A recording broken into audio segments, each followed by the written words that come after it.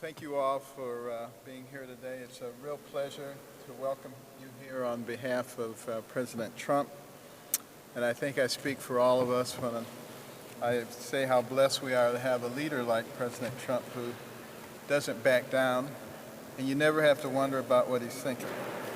You know, as we gather this Constitution Day to reflect on our shared heritage, I'm reminded of a speech that Abraham Lincoln gave when he was a young man back in 1838 while reflecting on some of the same mob violence that we're seeing today.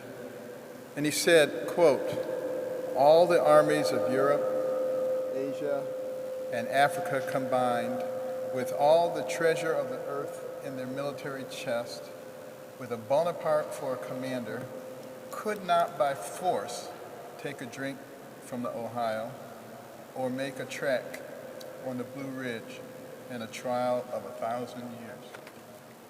The biggest danger we face, the young Lincoln went on to say, would not come from abroad. It would spring up from within.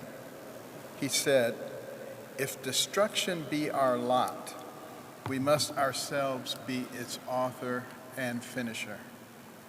Today, America is facing a coordinated attack on her history, her institutions, and her heroes.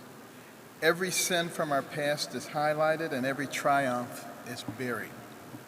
Some individuals seem only interested in burning down our country and dividing us on the basis of race, gender, class, faith, or numerous other variables. But that very history, as our forefathers understood, is what shapes our society's identity, and our identity is the spring from which we form our beliefs. By destroying those things, you create a blank slate from which to start anew, which is what some people want to do. What these individuals fail to realize is that as Americans, the things we share in common far outweigh our differences. We must keep in mind what unites us while resisting those voices which seek to destroy us.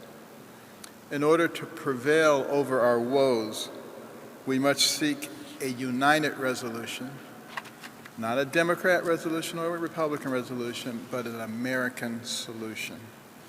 This Constitution Day, we once again turn to the wisdom of the past to guide us in the present, and we continually draw upon the great figures of our history to elevate our minds, ennoble our souls, and inspire our deeds today.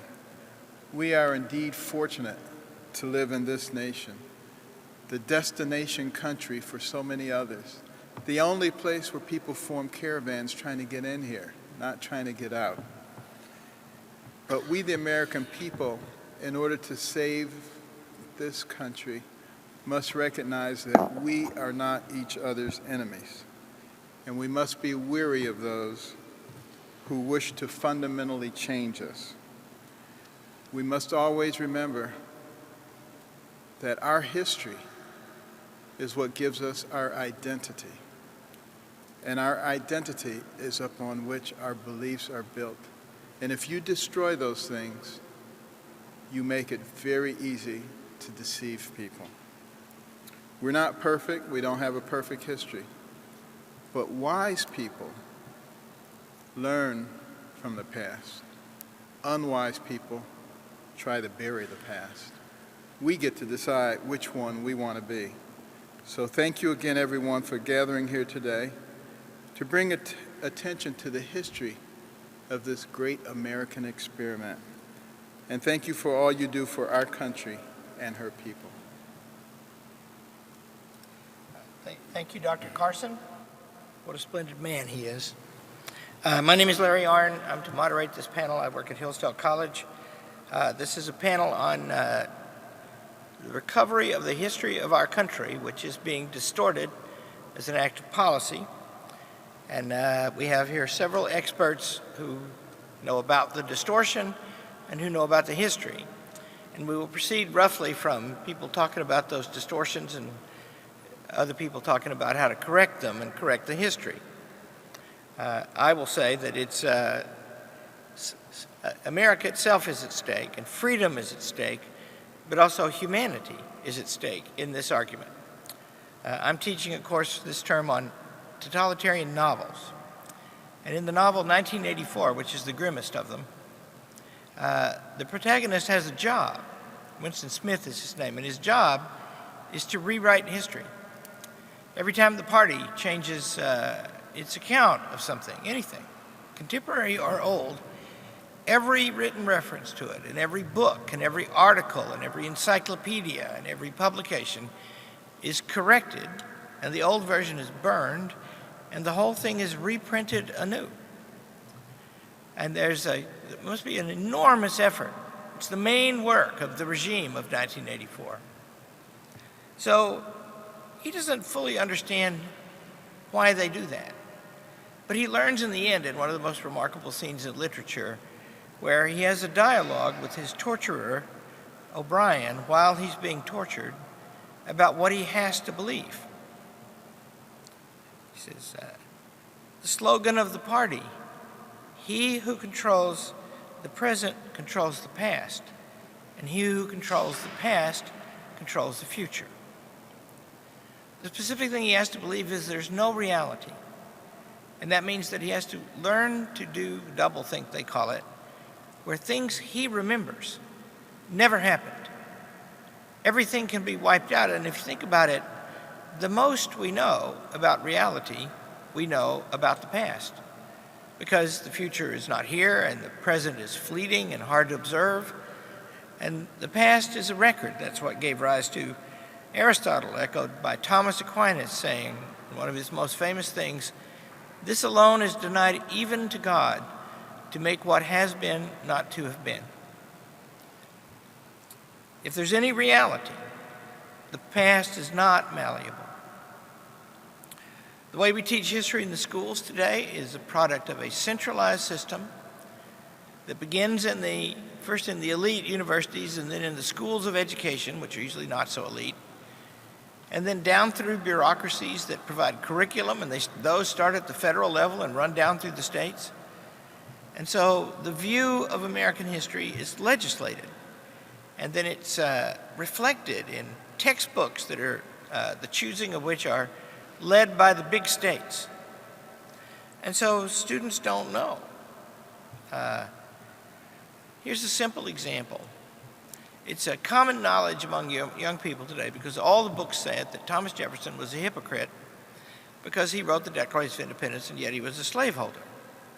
And those are true things. He did do those things. But what they're not told is that he thought himself that the Declaration of Independence condemned the institution of slavery.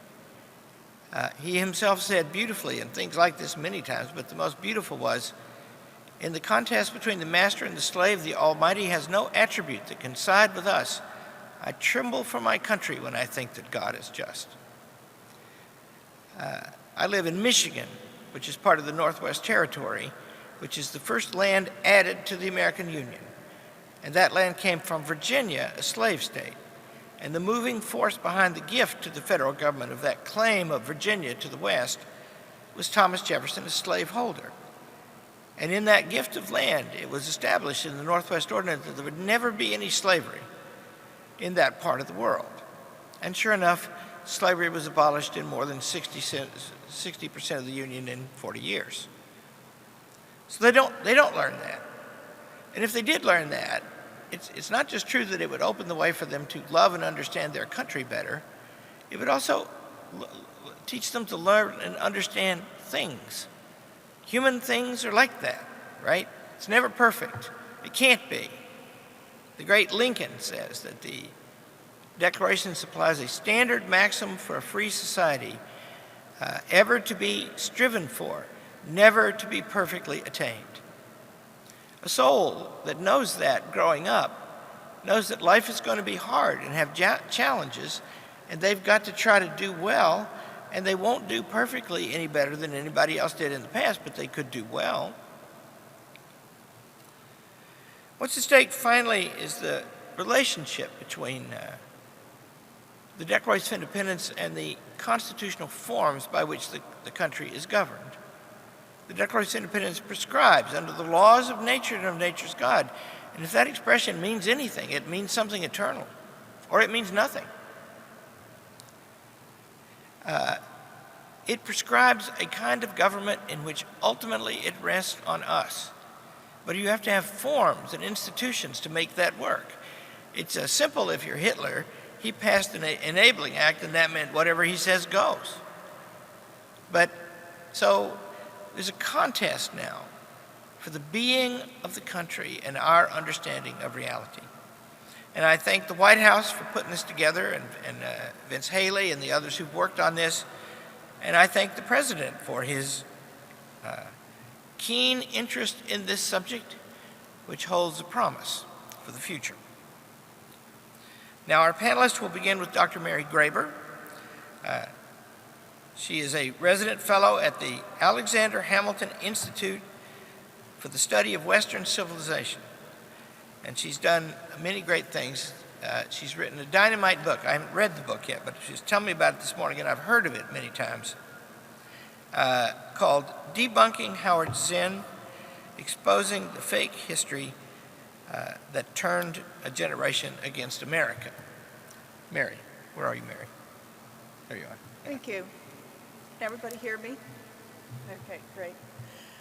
Since 1980, when it was first published, Howard Zinn's A People's History of the United States has been spreading the idea that the United States is irredeemably corrupt.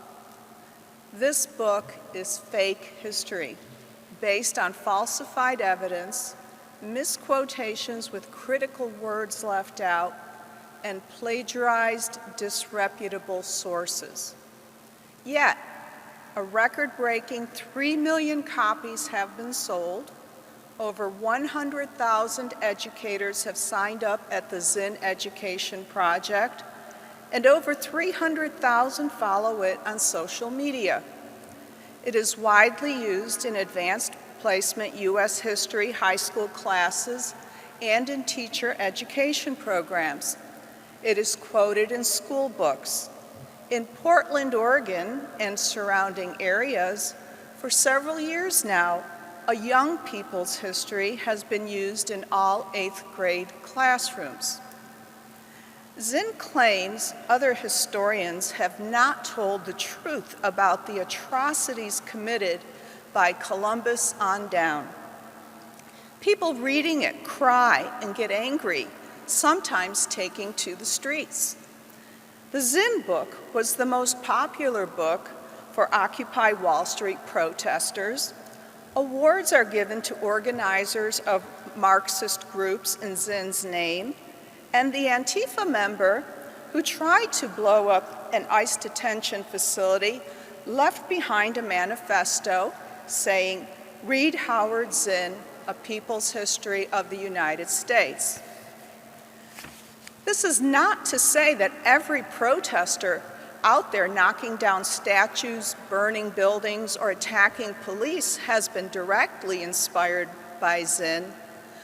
But after 40 years of continuous publication, I think it's safe to say that Zinn's book has had some influence. Zinn's book is full of the ideas that are inspiring riots this year, such as, quote, systemic racism, wealth inequality, and police brutality. First, Zinn writes, "There is not a country in world history in which racism has been more important for so long a time as the United States." Zinn describes our founding in this way. Around 1776, certain important people in the English colonies found that by creating a nation, a symbol, a legal unity called the United States, they could take over land, profits, and political power from favorites of the British Empire. In the process, they could create a consensus of popular support for the rule of a new privileged leadership, end of quote. Zinn writes that the American, quote, system of government is so corrupt, neither the Civil War nor the Civil Rights Movement did much for Black Americans. Peaceful protest, civil rights laws, and voting in Zinn's book do not work. Police brutality, Zinn claims, is, quote, normal and endlessly repeated in the history of the country, coming randomly but persistently out of a racism deep in the institutions, the mind of the country. Zinn writes that the system, a phrase appearing 168 times in the book, was working hard by the late 60s and early 70s to stop the political and economic advance of Black Americans.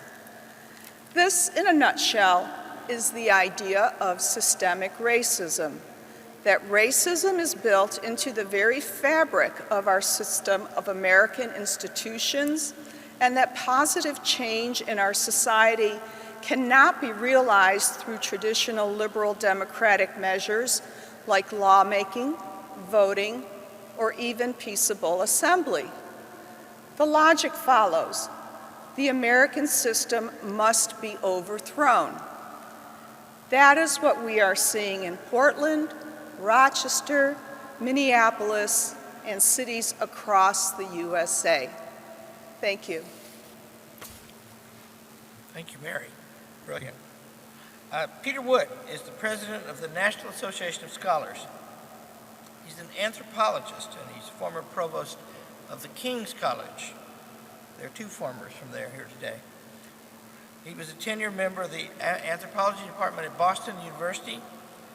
He is the author of many books, including Diversity, the Invention of a Concept, which won the Caldwell Award for Leadership in Higher Education from the John Locke Foundation.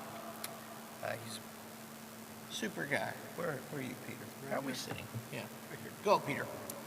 Well, the radicalization that we see in the streets of American cities and the radicalization of American college students look like two separate things. The first involves protests that often escalate into vandalism, looting, burning, attacks on police, and murder. The second involves protests that focus on shutting down the free expression of ideas, though these sometimes also devolve into vandalism and personal violence. So street protests and campus protests outwardly differ. But behind that appearance lie three important connections. The first is the people, the activists, who show up in both places. The second, the ideology that is crafted on campus and exported to the streets, particularly hatred of America and contempt for law. And third, the anger, that fiery emotion that is ignited on campus and intensified by the mob in the streets. When we put the street side elements together, activists trained as provocateurs, harboring a radical ideology, worked up into explosive anger, alienated from our cultural norms, and primed for lawlessness, we have the ingredients of a full-blown riot, of the sort that has wreaked a path of destruction from Lower Manhattan to Kenosha to the federal courthouse in Portland. Many of these riots appear to be planned, organized, staffed, and scheduled, often on a nightly basis for weeks on end. These are not, or at least they are not generally, spontaneous uprisings, but staged events managed by well-trained experts. They are made to look like impulsive outbursts of passion, but they run according to a well-rehearsed script. Who writes that script? The answer is fairly evident. It is the campus activists, some faculty as well as students, who have spent years immersed in anti-liberal ideology, identitarian indignation, and the study of Maoist tactics. They've been taught that gaining power by any means necessary is the legitimate path to what they think of as social justice, and they are eager to put what they've learned into practice. Only a fairly small minority of college students are converted to this whole package of radicalization, but these truly radicalized students are the organized managerial staff of the riots. Often they travel city to city, bringing their battle-tested riot planning with them and tying in with the local networks of Antifa and BLM. How complicit are colleges in this? A handful of professors teach outrageous courses and tweet appalling messages, but colleges work hard to convey the impression that they keep their hands clean. People who believe that image, I'm afraid, are mistaken. My organization, the National Association of Scholars, has spent a decade documenting how higher education has become the incubator of radical alienation, from divisive student orientations through service learning that doubles as progressive indoctrination, and above all, the courses promoting doctrines such as critical race theory that depict objective standards as the masks worn by oppressors.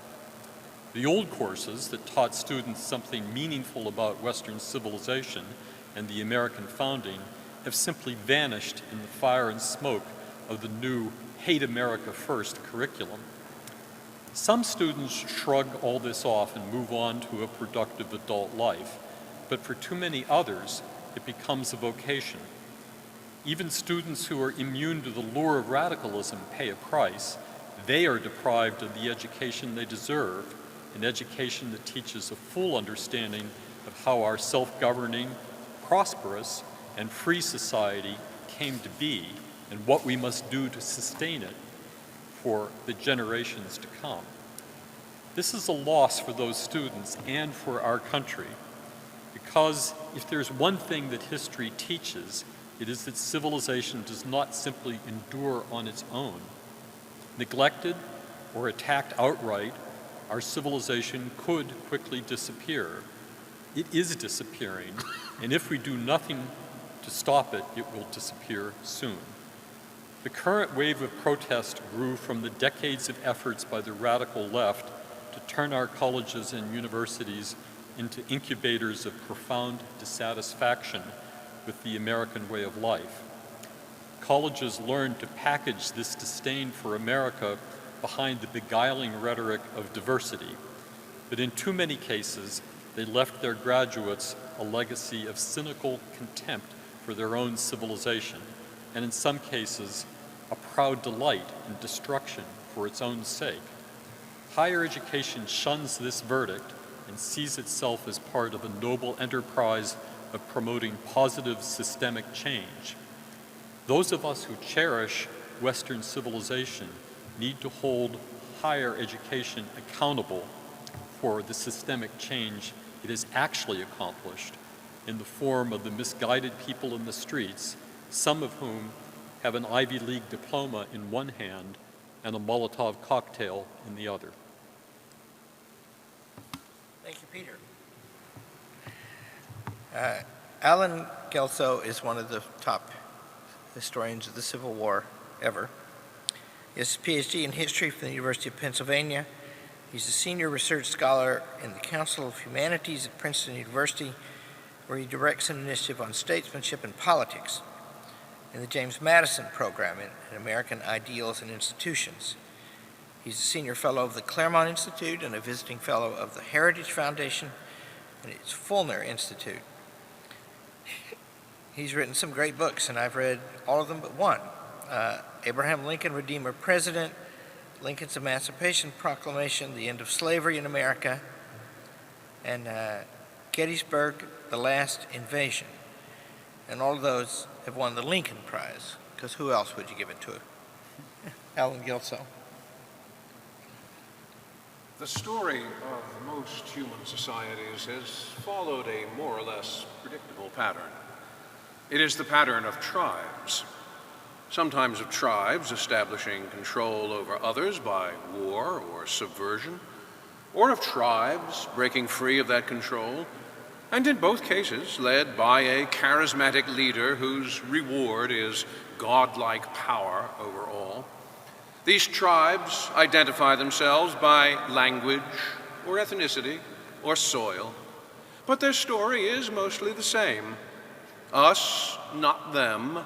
Power, not liberty. Stasis, not transformation. 244 years ago, from the intellectual milieu of the 18th century Enlightenment, one nation broke with this pattern, identifying itself by the natural and inalienable rights of all men, has received not from some legendary leader, but from the Almighty Creator himself. 11 years later, this nation wrote a Republican instrument of government that turned all its attention to how those rights could best be secured. In a world of empires and monarchs and serfs, where men were born as an atom of dust and women as a straw in the wind, the American Republic would bid the atom of dust become a man, the straw in the wind a woman, and both were set free to make of themselves whatever they wished or dreamed or struggled to be. Yet this new republic has had its enemies. First, the monarchs, who were amused and then alarmed by it. Then the romantic ideologues, who found replacements for the comforting embrace of tribe in the lethal embrace of race and class. Through these challenges, our best protection has come through our history, through the remembrance of a great soldier who laid down his commission rather than seize power, of a shrewd lawyer whose hand freed slaves and wiped out the Republic's ugliest birthmark, of an enslaved man who lived to be the greatest example and the greatest preacher of self-made men, of an actor who bade the walls of tyrants come tumbling down. In truth, history has been our only protection, for we have no ethnicity, no tribe to fall back upon, only our vivid dedication to an Enlightenment ideal stretching from every battlefield and patriot grave to every living heart and hearthstone. But our history is not in good health. Sometimes its illness is one of neglect. In our anxiety for dominance in science and technology, history has been nudged aside, so that in 2014, the National Assessment of Educational Progress showed that only 18% of American eighth graders could be considered proficient in U.S. history, while fully 1/3 do not know when the Civil War occurred, and 40% could not identify the words of the Gettysburg Address with Abraham Lincoln. Sometimes, however, our history's eclipse has had more malign sources, in those whose ideology leads them to cast the American experiment in as grim a shade as possible, so that the way can be made over the ruins of the Republic for some imagined new order, which, in the end, turns out to be only a new tribalism. Pick up the newest issues of our flagship historical quarterlies, and their contents will often be an unrelieved witches' sabbath of condemnation of the American past and the improbability of an American future, of a revolution concocted to defend slavery, of capitalism which is coterminous with bondage, and with truth at the mercy of narrative, and never a thought to whether this will build up rather than tear down the souls of its readers. The ideologues are not unwise in crafting a strategy which tells us that our history is a balloon sent aloft to decoy us from the tracks of the powerful. If we wish to imperil the American experiment, we can find few more sinister paths to that peril than by forgetting, obscuring, or demeaning who we were. For that will tell the story of who we are and who we will become. History is not merely a trot line of metaphors to be analyzed purely as a construct of language. It is not a novel. It is about specific people in specific places within specific events, and to treat it otherwise is to entertain nonsense and to invite the production of despair and discouragement. But our energies cannot be consumed in merely pulling down the pullers down. Fellow citizens, said Abraham Lincoln in 1862, we cannot escape history. We of this Congress and this administration will be remembered in spite of ourselves. We must think anew and act anew, and then we shall save our country. Like Nehemiah of old, we must weep for the memory of a city in ruins. But we must also be those who say, as in Nehemiah's time, let us rise up and build again. Thank you, Alan. I should have said that Alan is also an actor who never went into that line of work. Victoria Spiotto is a prodigy. She's a student and future teacher from Northern Virginia. She's finishing her 5th year at the University of Virginia. She has a bachelor's in French government and she's getting a master's in teaching. At school, she leads the Young Americans for Freedom chapter. We have one of those at Hillsdale, and that may be the only place they don't cause trouble. She's also a polyglot who focuses her studies on elementary teaching and language immersion experiences abroad. Victoria. My name is Victoria Spiotto, and I am a student at the University of Virginia. I love and appreciate my university, which is part of the problem, but also potentially part of the solution that I would like to discuss here today. The University of Virginia was founded by Thomas Jefferson, a man who is notable for his steadfast belief in individualism, natural freedom, and the full and free use of human intellect in the search for truth.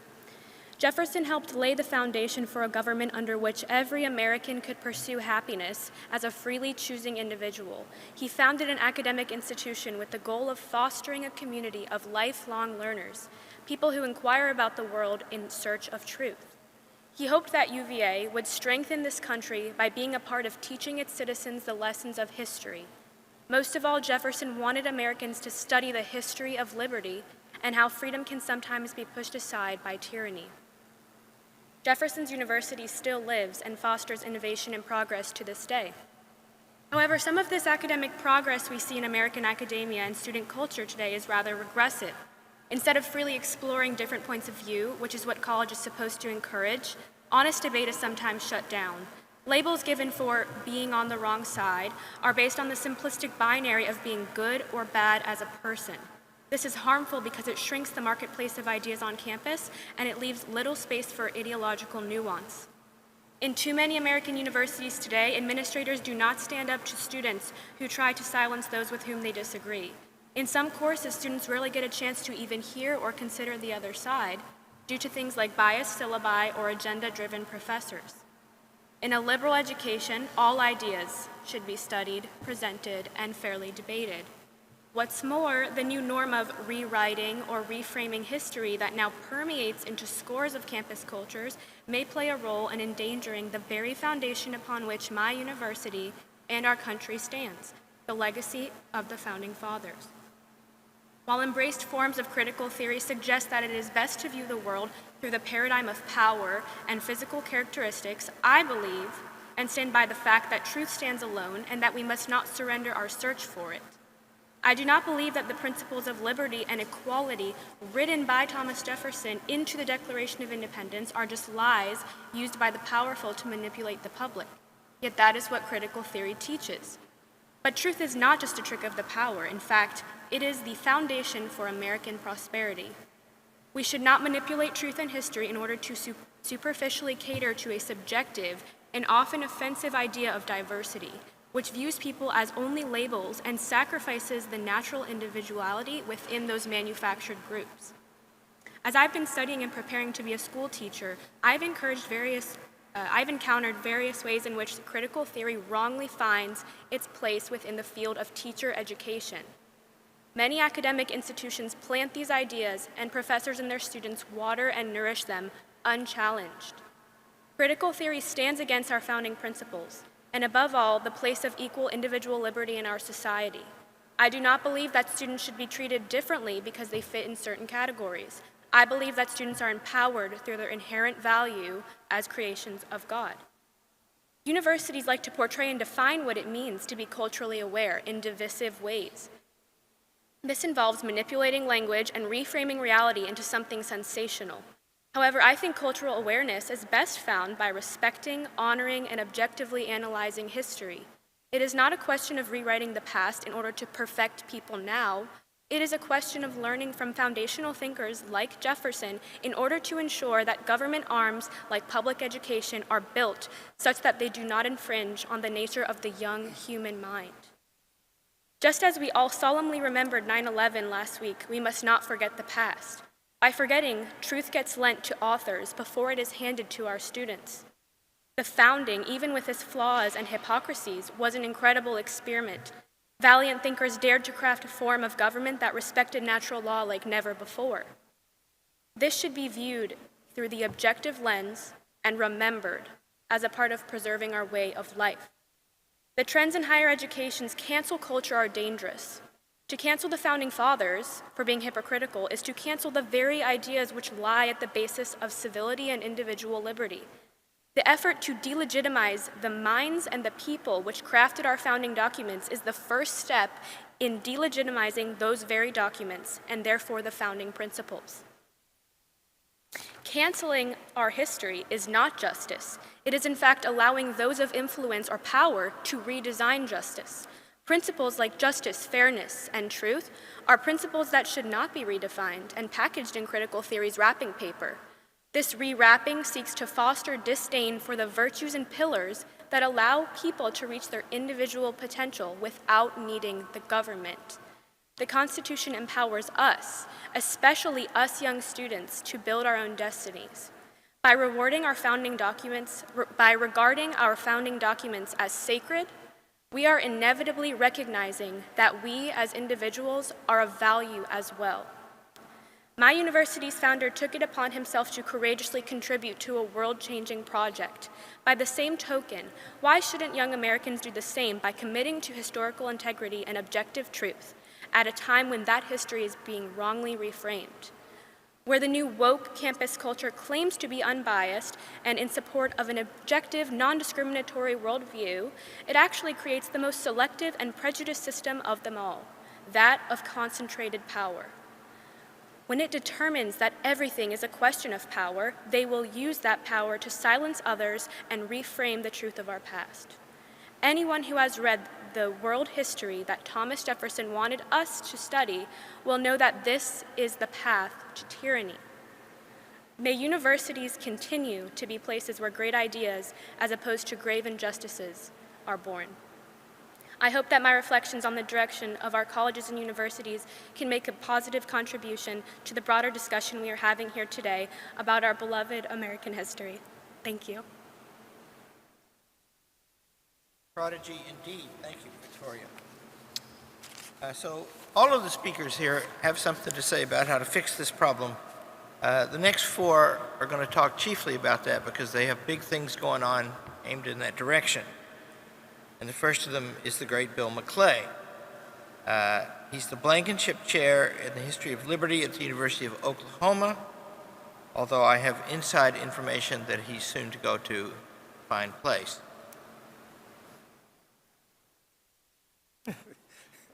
All signed up.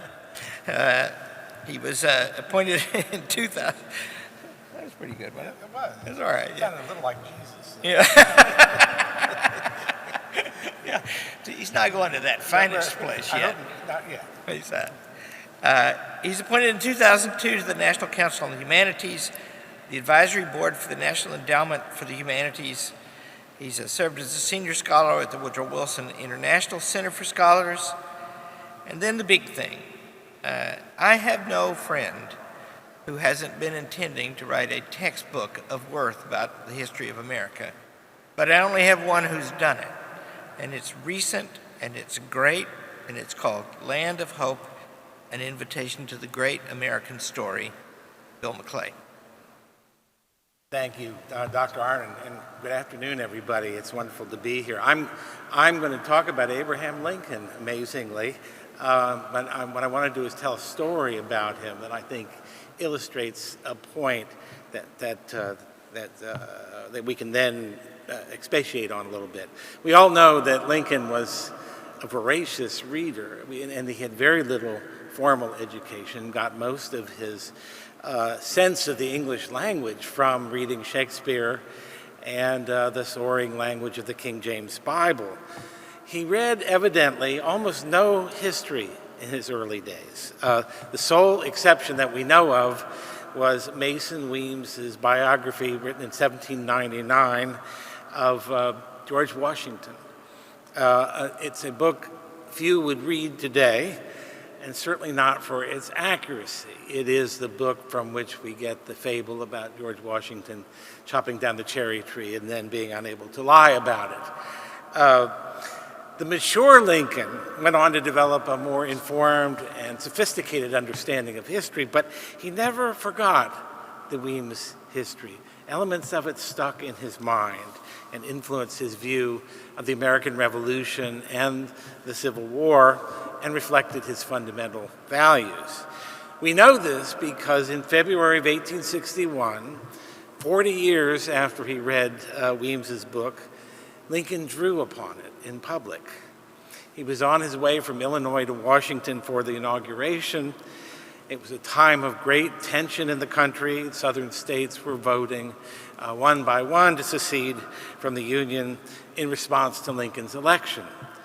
He stopped off in Trenton, New Jersey, on his way to Washington, and in a speech to the New Jersey State Senate, a very short, wonderful speech, he recalled the effect of Weems's book on him as a young man, and he particularly remembered the Battle of Trenton.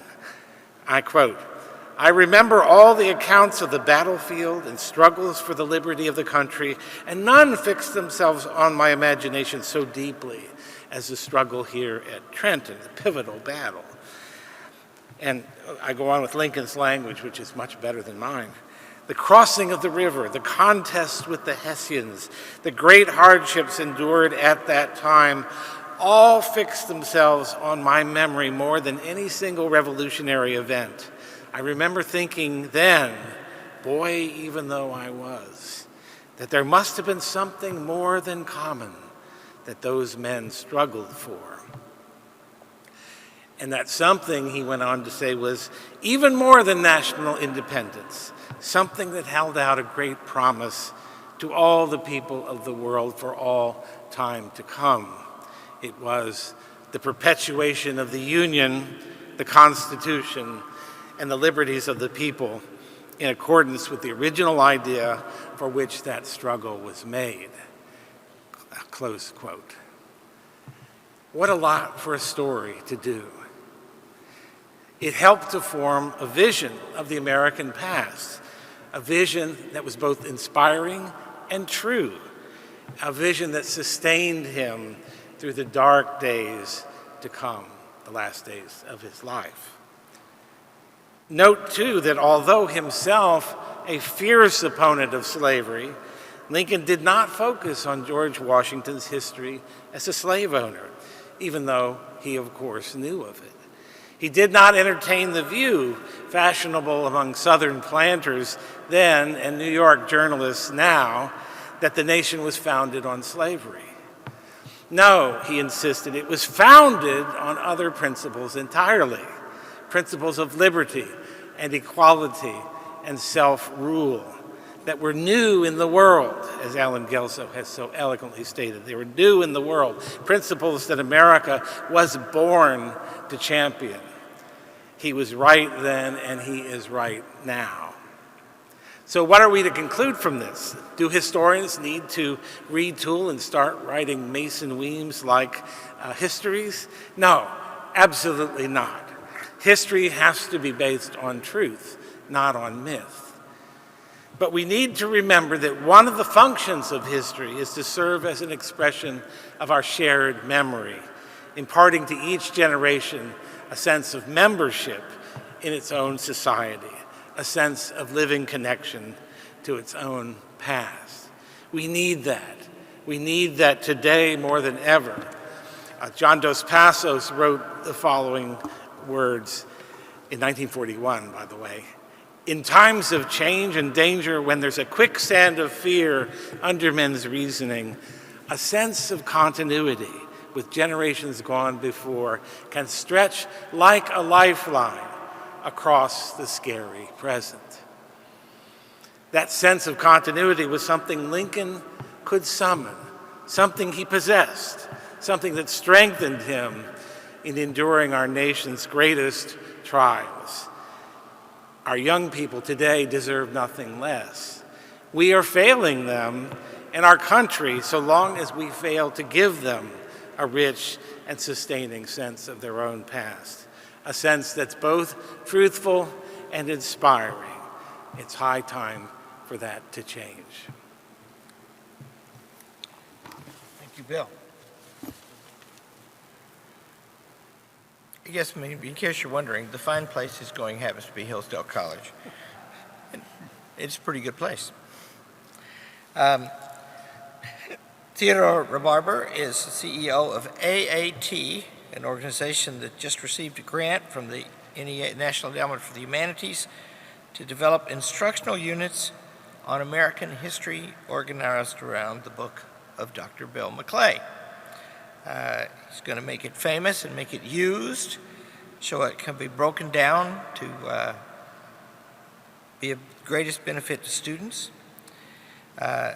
Mr. Rebarber has worked on education reform and policy for 3 decades, co-founder and education officer of a charter school management company, senior staffer for a member of Congress, policy staff at the Department of Ed, research associate at the Vanderbilt Institute for Policy Studies. Theodore Rebarber. Good afternoon.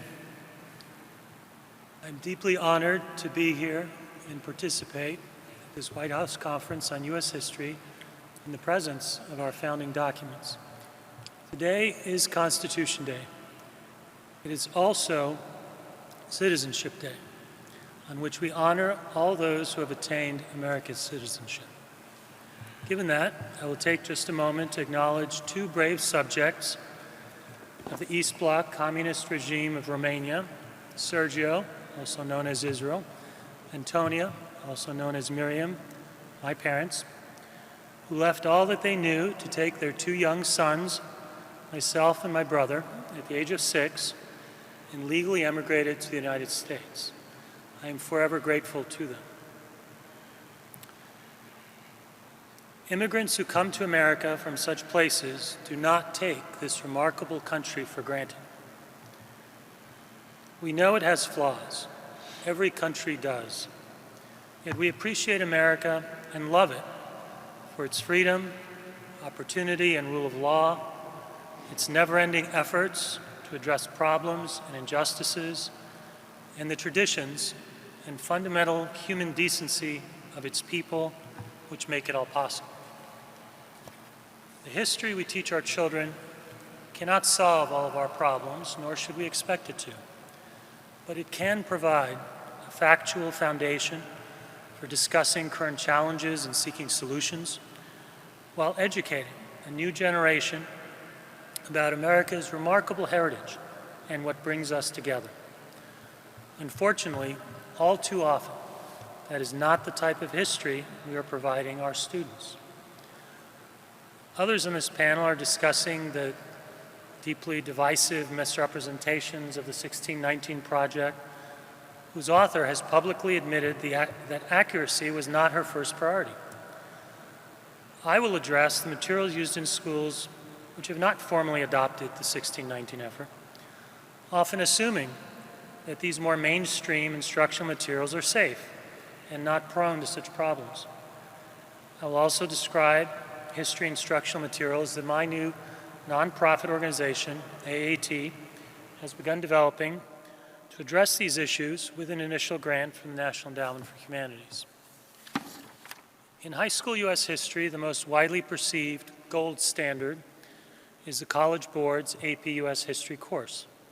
It often influences even non-AP U.S. history classes at the high school and even middle school levels. The AP U.S. History course framework unfortunately presents a distorted picture of U.S. history that is in some ways more dangerous due to its subtlety when compared to the 1619 Project. The casual reviewer is unlikely to notice what is not present, or patterns that only become clear when one analyzes the document as a whole. For example, the main AP US History course framework refers to property 5 times, of which 4 are in a negative context of restricting the right to vote based on property requirements. The only reference to legal protections for property rights, a more positive context, refers to the Northwest Ordinance, a relatively obscure reference to most non-historians. Nothing is included on constitutional protections for fundamental property rights, such as the prohibition on government taking a person's property without just compensation, or protections for inventions or other intellectual property. Stepping back and considering our current social context, if property has been presented to students mostly as an example of historical injustice, what does this suggest to students about the need to respect the private property of others? In the case of religion, with few exceptions, the references are vague formulations about divergent views or new beliefs. There's nothing explicit referencing the Bible or Jews or Judaism. The few references to Christianity or Christians in the framework are mostly negative, including as a cause of the conquest of the New World and participants in colonizing and exploiting native populations and Africans. But no mention is made of Christianity's history as a driving motivation behind the abolition of slavery, nor about its motivation for charitable social activity or the civil rights movement. No mention is made of the common use of biblical quotations and beliefs in political pamphlets during the Revolutionary period. For example, Thomas Paine's Common Sense has an extended section discussing biblical sections on Judges and Samuel. The Constitutional Convention is framed through the lens or thematic focus of an event fostered by social and political groups. While that was certainly a critical element, it leaves out the impact of brilliant individual founders, great men who could sometimes rise above merely representing the interests of different factions. The only substantive historical developments of the Constitutional Convention identified as required course content are compromises over the representation of slave states in Congress and the role of the federal government in regulating slavery and the slave trade. Similarly, the entire topic of the Constitution itself is covered in half a page. The required course content is captured by a single sentence description of the historical developments represented by the Constitution. Quite a few other topics described in the course framework receive more extensive and specific coverage than the Constitution. AAT, my organization, a nonprofit, is committed to developing history instruction materials that are accurate, that tell the whole story. That includes America's faults, but it also includes its remarkable accomplishments. We have partnered with nationally recognized historian and fellow panel member, Bill McClay, who has authored an absolutely outstanding, readable, and overall positive U.S. history textbook, Land of Hope, that we believe is the best available. We will work with Bill, along with other excellent historians and educators we've identified, to develop instructional units that provide teachers with detailed instructional support, presentation materials, assignments, assessments, how to handle diverse student skill levels, and everything else they might need. The units will include a strong emphasis on students engaging with core original documents, including the Constitution and Declaration, to develop a basic mastery of these works. Students will learn to analyze, discuss, write short and longer historical analyses and papers. We believe that many parents, educators, and other interested citizens share our concern about the quality of history education and want something better. We appreciate that the NEH has provided us with a grant that allows us to begin this work, but the full effort will require citizens who agree that this is an enormous need to work with us, to also visit our website and find out more about this initiative. And that website is aateducation.org. aateducation.org. Thank you. Thank you.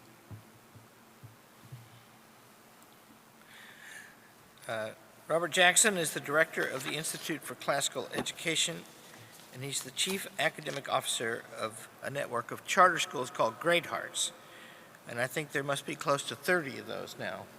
32. 32. Yeah, see, they're just bursting at the seams. And they're a great thing. I happen to know a little about them. Before he did that, he was a professor of English and education at the King's College in New York, and he spent many years training future teachers in educational history and philosophy. He knows what he's doing. Dr. Robert Jackson. Thank you, Dr. Arnn. It is a pleasure to be here with you this afternoon on behalf of those 32 schools and more than 22,000 students.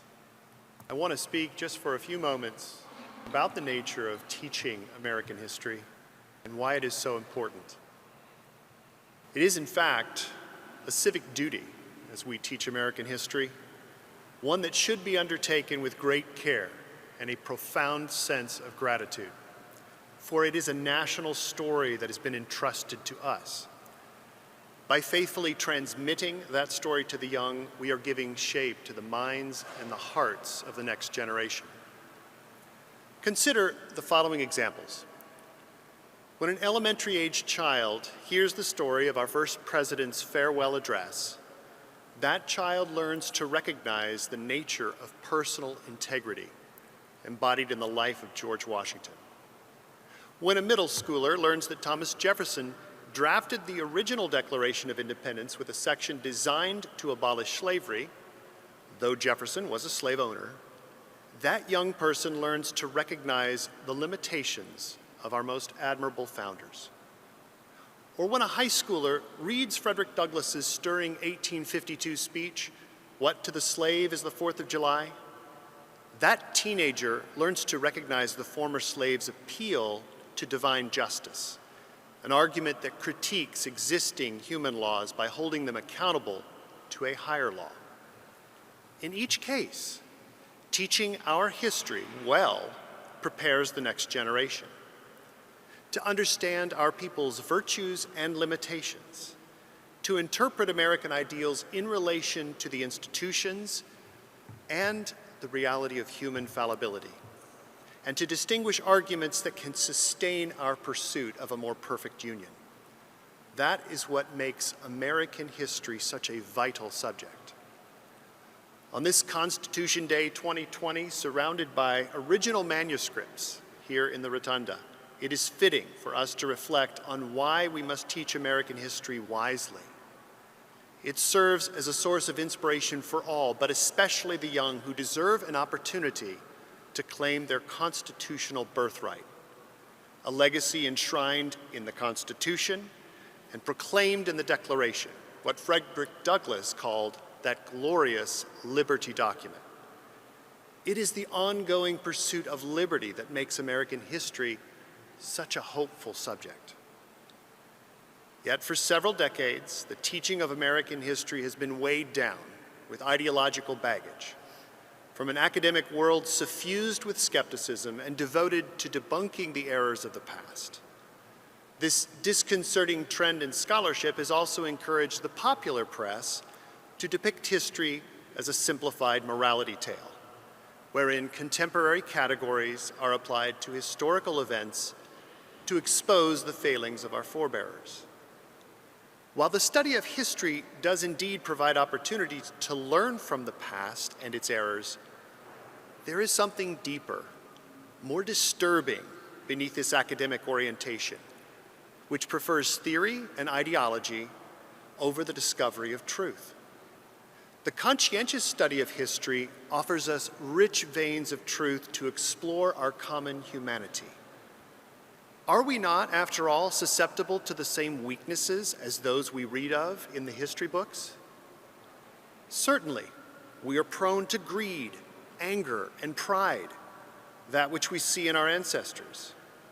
But we are also capable of their generosity, patience, and humility.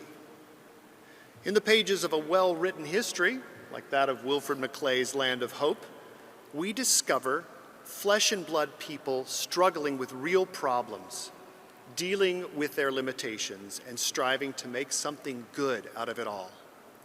That is a better way to teach American history, for it begins with humility and continues with hard work, carefully weighing the record, going straight to the sources to understand how real people learn to live out their ideals.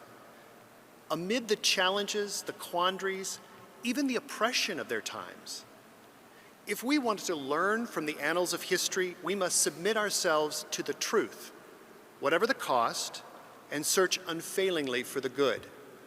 Thankfully, we discover that we are not alone in the quest to produce a more just society.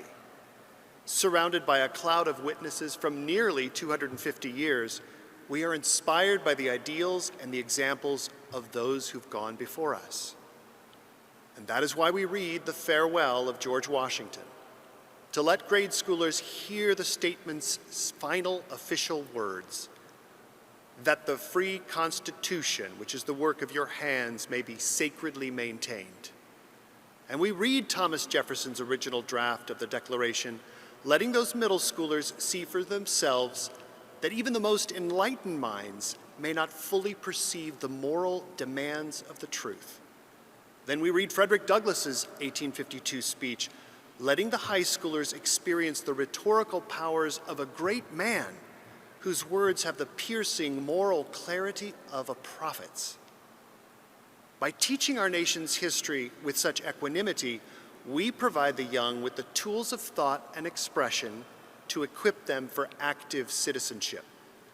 We teach them to accurately read the record for themselves.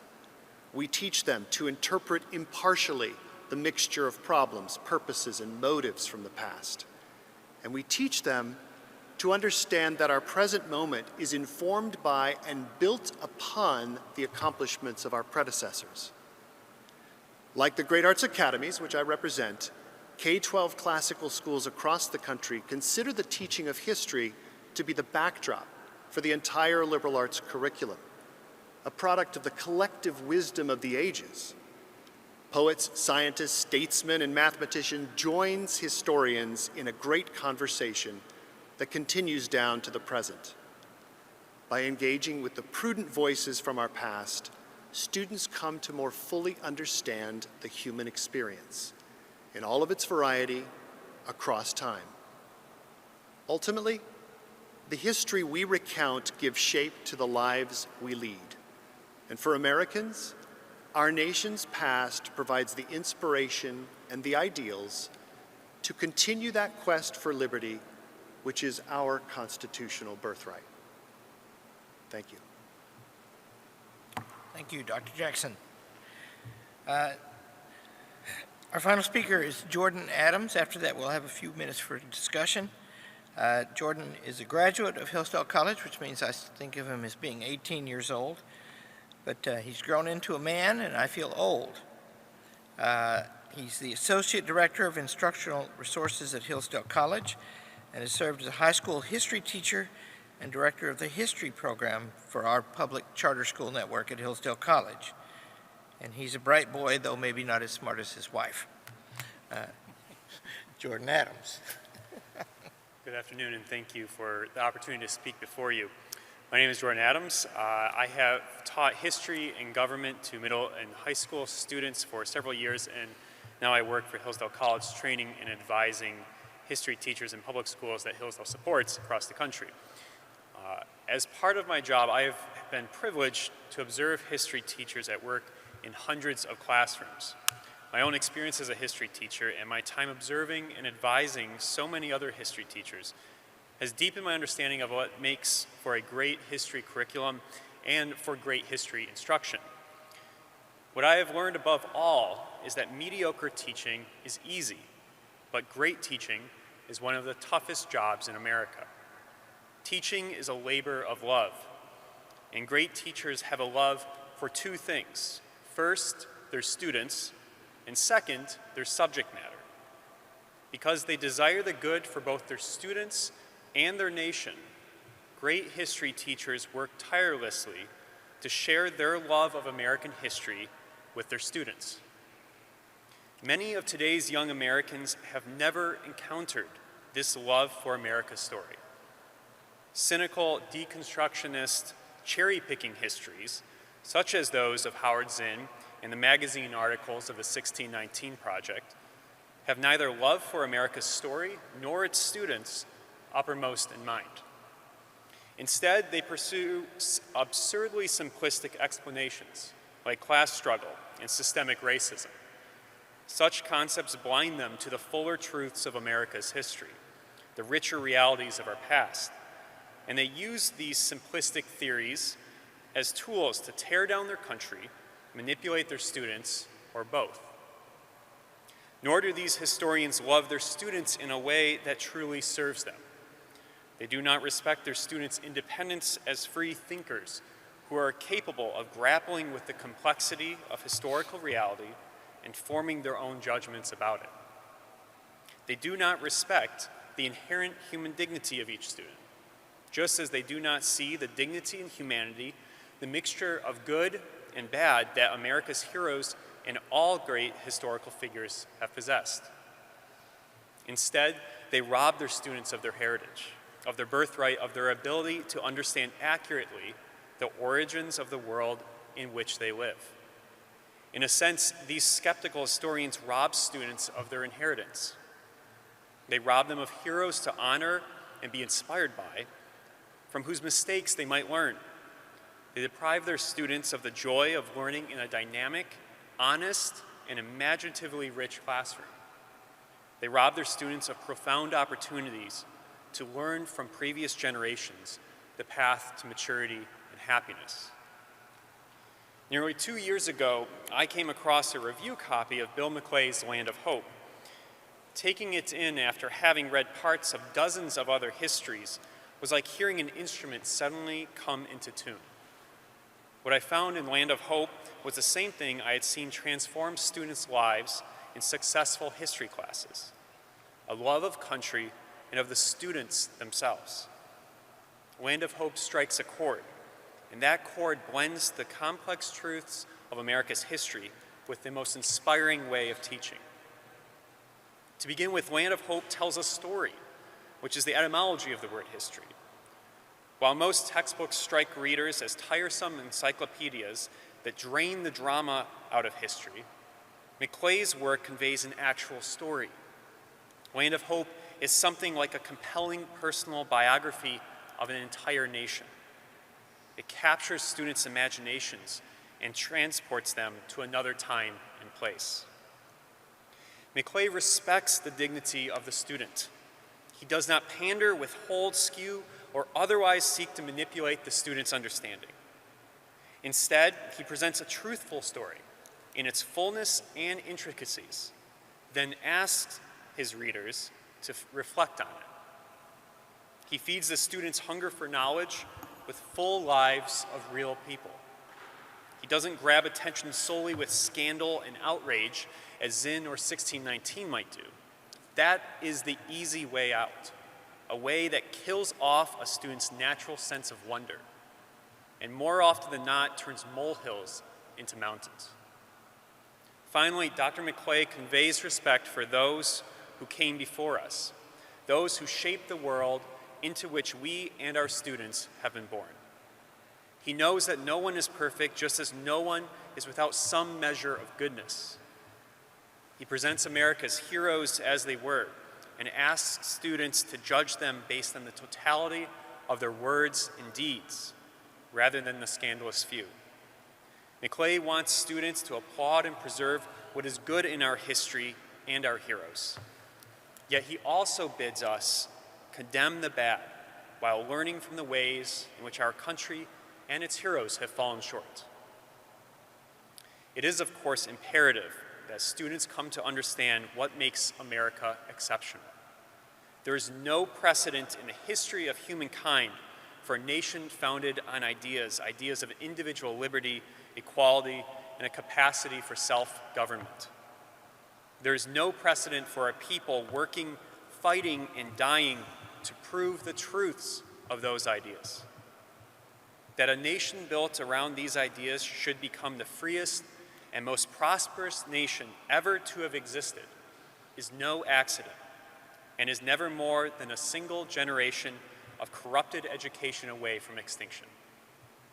America's founders rightly reminded us that the ultimate determinant of our success as a nation would be our ability to sustain a virtuous and well-educated citizenry. The dangerous state of American history education today is about to prove our founders right yet again. Restoring the true teaching of American history would give our young people and our nation a fighting chance to turn the tide, preserving their American inheritance for another generation. Thank you. Thank you, Jordan. So we have about 20 minutes for some discussion. We have a hard stop because some important person is going to come here next. And I'd like to begin by saying, Dr. Carson, would you like to say anything, having heard all that? Well, first of all, I'd like to thank fellow panelists for some very provocative thoughts. Sometimes you feel like a voice crying in the wilderness alone, but the fact of the matter is there are a lot of people here who are thinking about and observing the things that are going on in our country. And it's very appropriate that we're here in this building that contains the Constitution of the United States.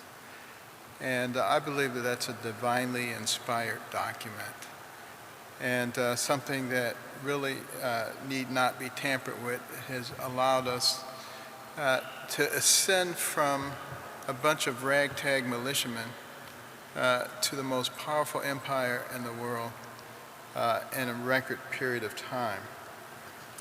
But part of the way that our nation was put together was recognizing what the important foundational elements were. There is only one business that is protected by our Constitution, and that is the media. And there's a reason that the media was protected. It's because they were supposed to be honest brokers of the truth and disseminate information to the people, because the country was supposed to be run on the will of the people, not become a government-centric area. We're going to have to stop and think, was that the right pathway?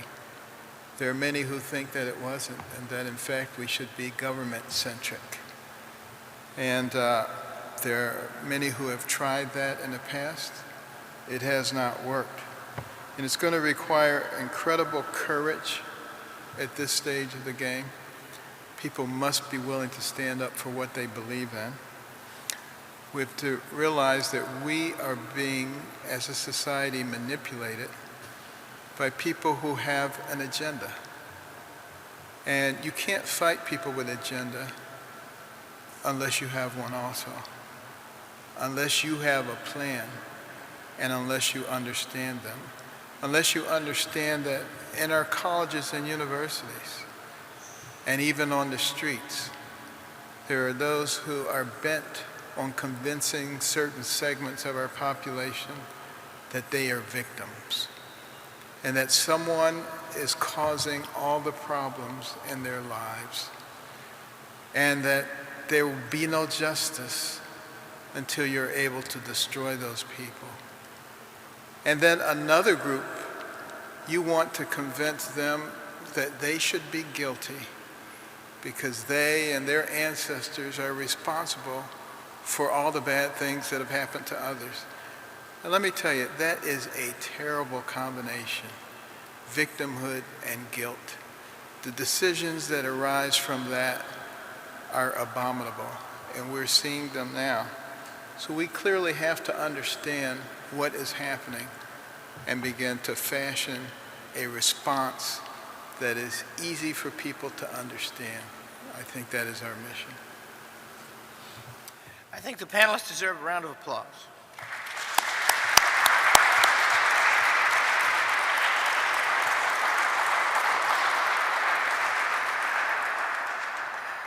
So I have a few questions for you. Peter,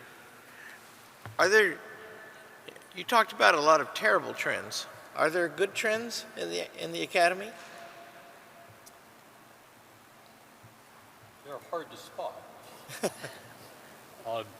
We've heard of some of them here today. I'm heartened by the rise of charter schools and classical academies that are bringing real history to tens of thousands, if not millions, of American students.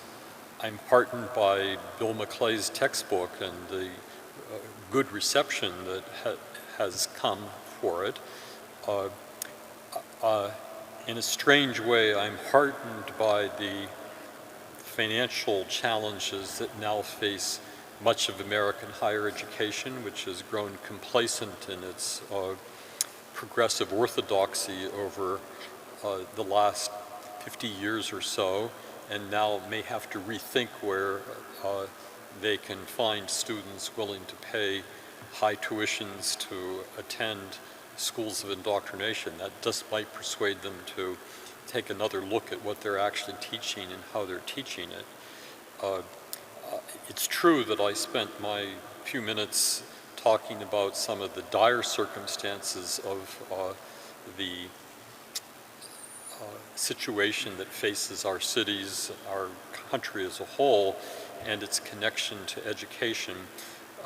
But from where I sit in my job as the head of a reform-minded organization, the American people seem to be awakening to this problem as never before. The fact that we are called here to Washington to talk about this is something new. It hasn't happened in my lifetime. This is an extraordinary event that this panel is occurring, because up until just the last few months, there has been so little sense in this country that education is anything but a utilitarian good, that as long as it's producing people who can go out and get jobs, it's doing its rightful work.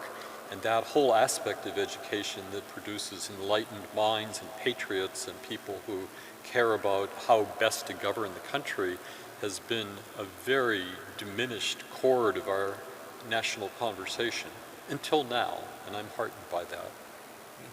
Thank you.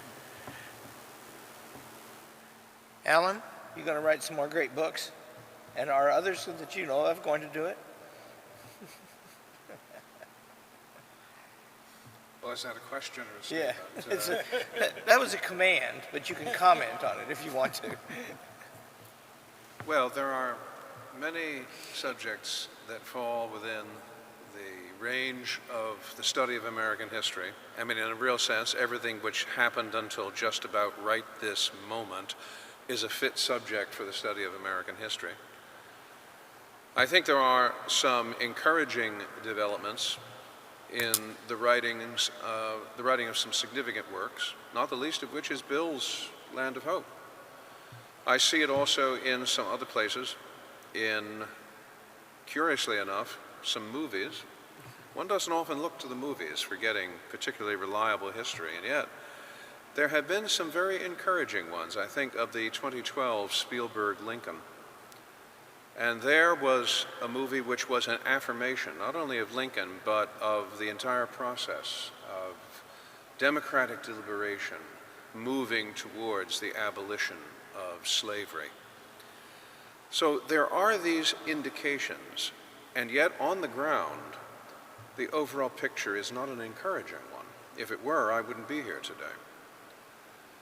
We deal and have to deal with history education at the level of K through 12 schools, and there the battle is often won over school boards and the people who are able to make deals with the school boards. The Zinn Project is an example of this, but the great success of the Zinn Project really has very little to do with Howard Zinn being a compelling historian, much less a compelling writer, but it has a great deal to do with the way his material has been packaged, developed, sold, and in many respects snuck under the door, not only of unsuspecting parents, but in many cases unsuspecting teachers.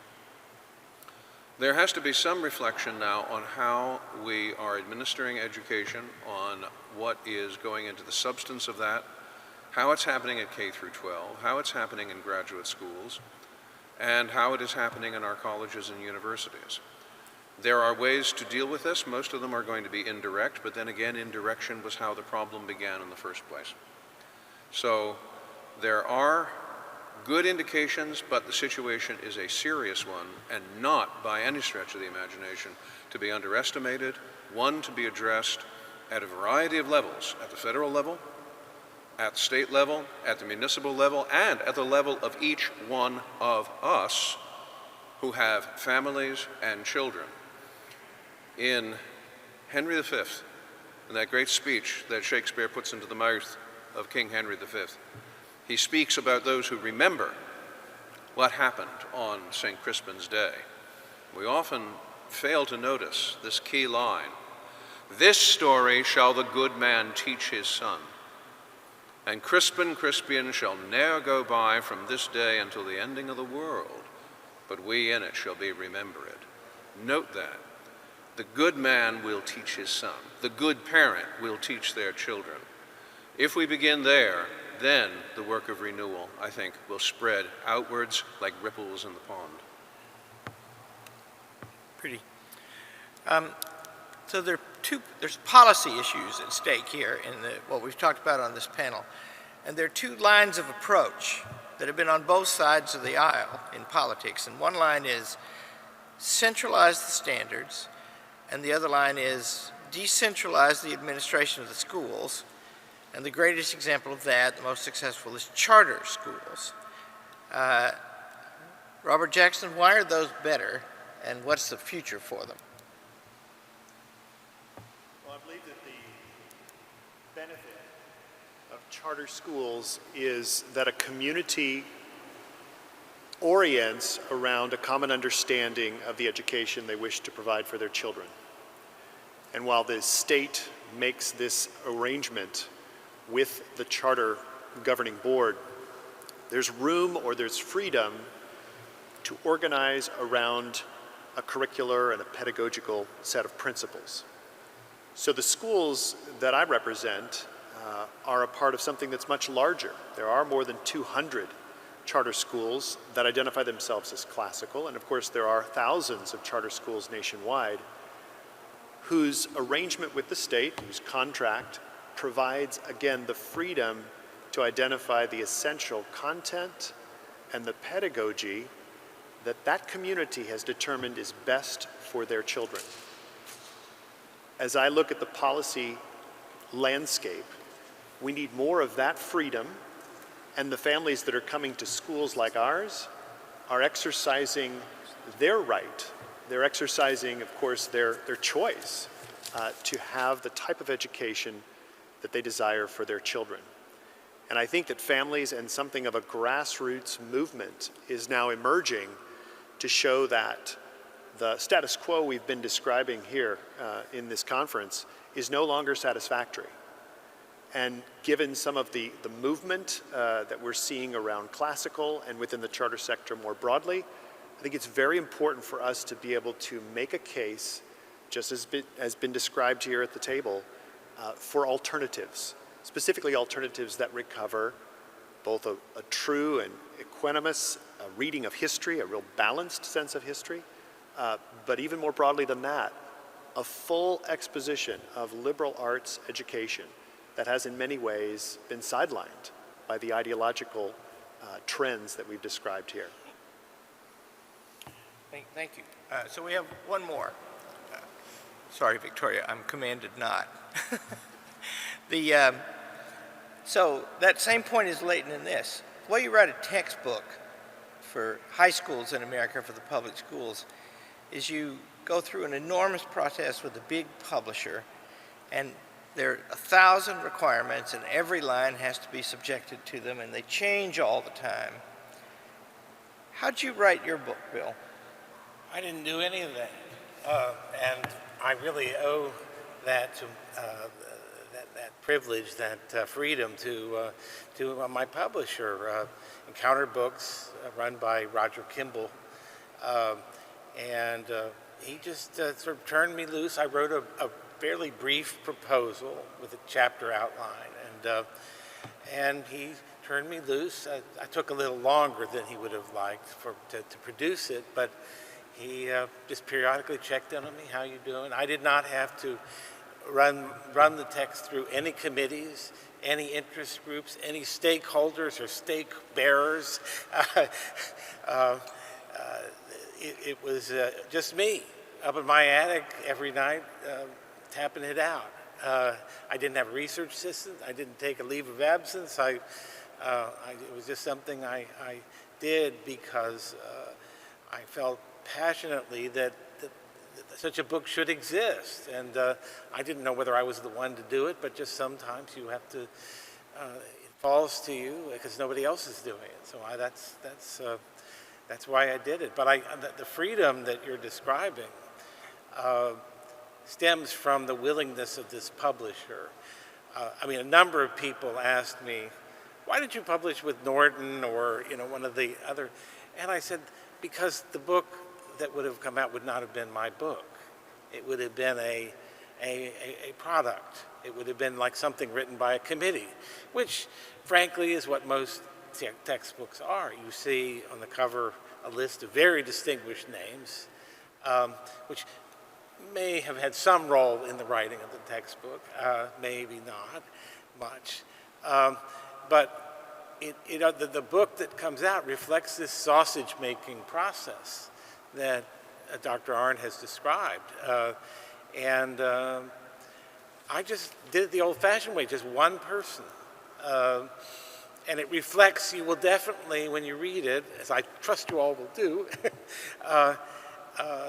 you'll sense that there is an author, there's a person behind this. And I think that is a much better way to relate history than to kind of give the impression that history is the voice of God or the voice of some kind of objectivity beyond the peculiarities and idiosyncrasies of an individual person. But I think we have to have, several allusions have been made to cancel culture. Victoria said some things about it.